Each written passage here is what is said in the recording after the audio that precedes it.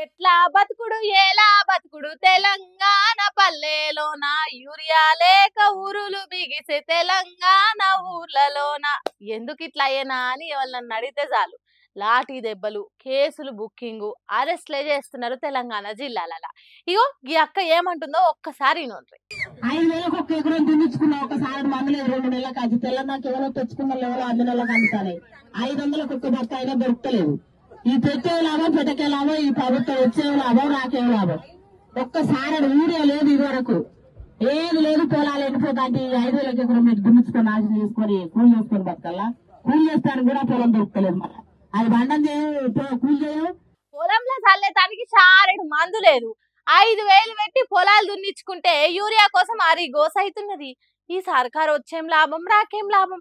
కూలినాలు చేసుకొని బతుకుదామని చూసినా పంటలే వండంది పీల్చేటోడు ఎవడు. 500 పెట్టినా ఒక్క యూరియా బస్తా దొరుకుతలేదు.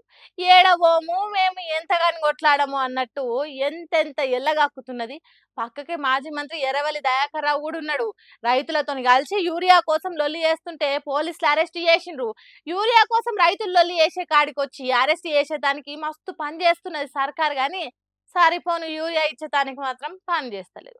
ఇగో గీడ చూడండి, రైతన్నలు రాత్రి పగలనుకుంటా ఎట్లా పడిగాపులు కాస్తున్నారు.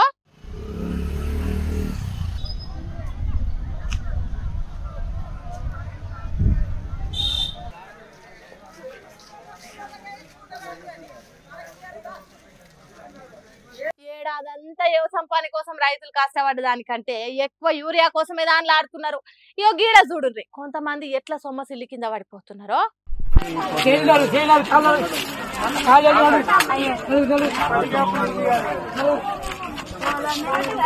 ఇంకొన్ని దిక్కులల్లా యూరియా కోసం రైతన్నలు పోలీస్ ఆఫీసర్ల కాలు మొక్కుతున్నారు. అయ్యో దేవుడా మాకు ఎసొంటి గతి తెచ్చినవురా అని లబ లబ లబ మొత్తుకుంటారు రైతన్నలు.